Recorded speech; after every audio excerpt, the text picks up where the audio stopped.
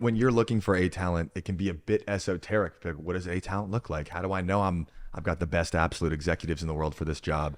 What are the filters that you're thinking through as you're assessing your team? I love the concept of grit. Have you ever read that book? I love Angela Duckworth. Yeah. Yeah. Mm-hmm. But I really do believe you have to look at obviously skills, obviously the right, skill set or background for the particular role. Yeah. If it's a more technical role, you're going to look at technical skills. If it's a more leadership role, you're going to look at past experiences in management. So that's certainly part of the equation.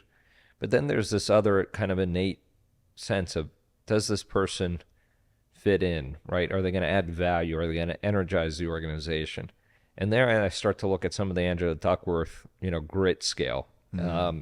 Are these people that have overcome problems? Are they going to plow through, to solutions? Does, adversity and challenges, inspire them versus, create fear? And so, I'm a big believer of that. And then, I think it's so important to check references personally and make the calls yourself. Don't let the headhunter or the executive search firm. Yeah. They can do some of them, yeah. But I always, when they send me the list of, okay, here are the 8 references, I look at the 3 most important and I say, I'll take those. Right, exactly. Yeah, you guys can check the boxes on the other 5. 100% agree with that. Yeah, I think back channels too are interesting. Absolutely. Now I'm at a point where I know so many people. I have a pretty big network. Yeah. I know somebody worked at that company. I can get to that person, right? I can figure it out. And I do that. And those sometimes are the best because they're not quote on the record, right? Oh, that's the best. Exactly. Yeah. It's completely truthful. Yep. I love one of the questions too someone recently told me is like, when you're doing a reference check, if I called you a year from now and told you I fired this person or they didn't work out, why do you think that would be?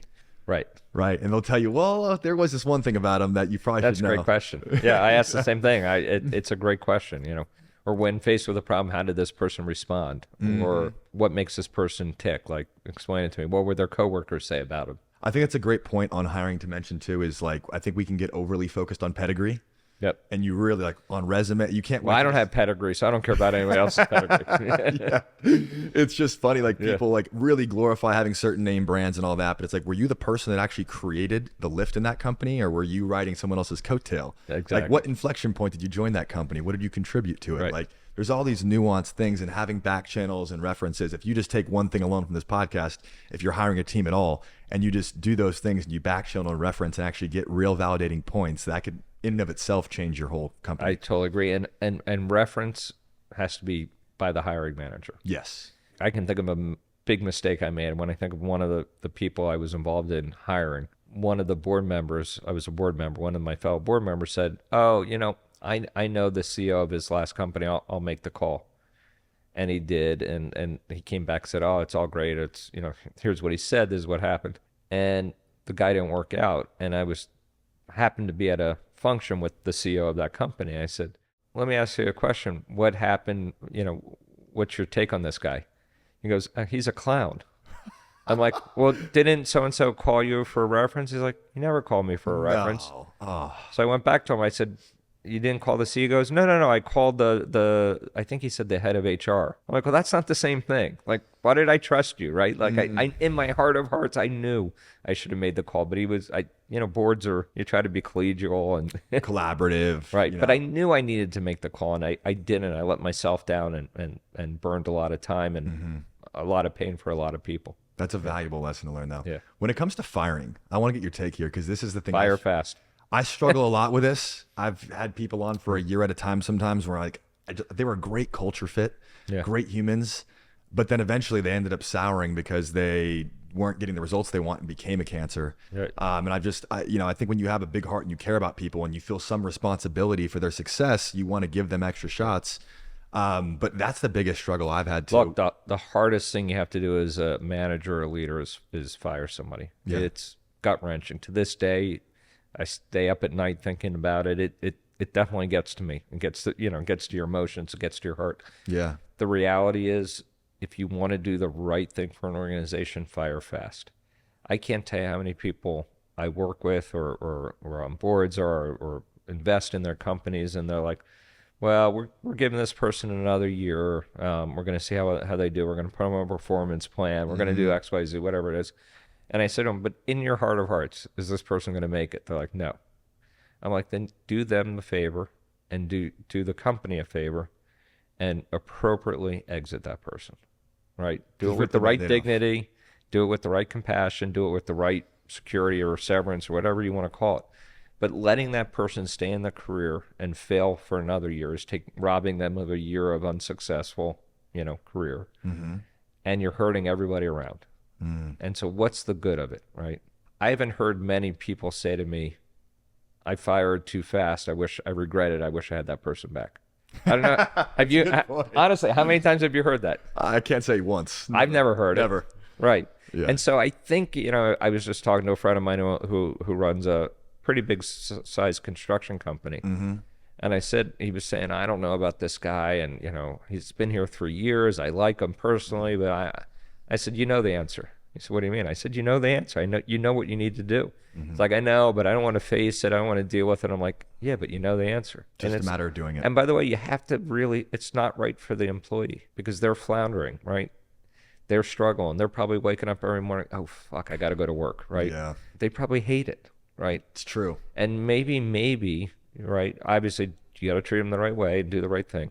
Maybe you did them a favor. Maybe their next career move, because you gave them a wake-up call, becomes the defining career of their life. That's a great way to look Maybe at that's hope that I cling on to make myself feel better. But, but I don't think leaving somebody in a job where they're struggling and the people around them are getting angry and they're demoralizing the greater good is doing anybody a favor.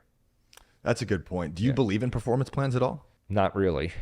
It's kind of like an HR thing you do, but like 90% of the time or more, it doesn't work out. I've never seen one work. Wow. Never in your whole career. I can't, I'm thinking as we're speaking here. I mean, of all the employees over, close to 30 years in business, I can't think of one that works. It didn't mean it didn't, but I can't think of one. So that says a lot about them. That does say a lot. Yeah. Yeah. And in some cases they work temporarily and then they fall back into the old pattern. Look, I think I mean, sometimes great people are in roles they don't belong to be in. And it's no one's fault and no one should be upset about it. Mm-hmm. But I think there has to be an appropriate way to have that dialogue and say, this just isn't working. Chris, this is not working, right? This isn't good for you. It's not good for us. I think you probably know that. Let us help you transition. Here's what we can do, right? We can take 3 more months and you can try to find a job with a job. We can get your career counseling service. We can help you with a resume, whatever it may be. But there's a humane way to do that. You drop into a company now, you have to do a big turnaround, right? You have to get the right executive team on board. You said you had to let go of 9 out of your 11 and bring in your people. Well, we separated. It wasn't it wasn't a performance thing. In fact, many of them were very talented, great because you're people. building a different company too, right? I just need to do things different. Yeah, you're reforming a new organization based on a new vision. Right. Yep. So it's important to have the right people on that bus. When you're in that seat now and you're looking at this executive team, what is your process for like going out and assembling that team and saying, all right, how do I make sure we got each of these divisions set? Like, how do you think through that? I think a lot of it is about giving leaders the ability to lead, right? And coaching them from the side, right? You lay out what are the expectations for you to run this business or to be, ahead of a function. Mm-hmm. You kind of let them do their thing, right? And nothing makes me happier than never having to bother them again, right? Because they're just doing such a great job. And in fact, I had one leader say to me, well, you're kind of hands off. And I said, well, because you haven't made a mistake yet. Like, I want more feedback. He's like, you're doing great. And that's what I said. I said, you want a weekly one-on-one? I'm happy to congratulate you every week. Doing good. And he laughed. He said, okay, I get it now, right? Yeah. Yeah, I mean, if you get great people and they know how to lead, right, the job allows you to, at least from my perspective, I can think about more strategic issues. I can think about, where are we going to be in 2 or 3 years versus next week or next quarter? I never quite get there completely because there's always something going on. Yeah. But if I can get 20% more time to think about those things, I think that's pretty healthy for us. Huge win. Yeah. Yeah. The more selective you are with hiring the right people, the less development coaching and all the hands-on stuff you need because they're the right hire for the job.